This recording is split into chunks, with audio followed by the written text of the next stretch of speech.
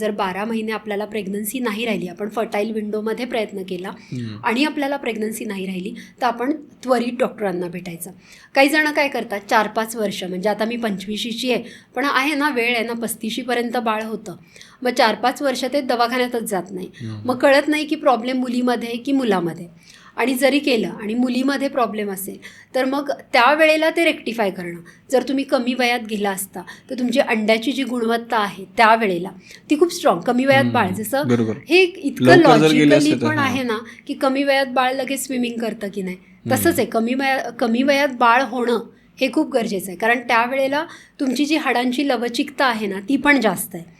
पुढे जाऊन तुम्ही स्टिफ झालेला आहात, प्रेग्नन्सी राहायला प्रॉब्लेम येतो आहे, त्यानंतर पुढे जाऊन तुमच्या अंड्याची गुणवत्ता वाढत नाही आहे, मग त्याला खूप ट्रीटमेंट तुम्हाला घ्यावी लागते. मग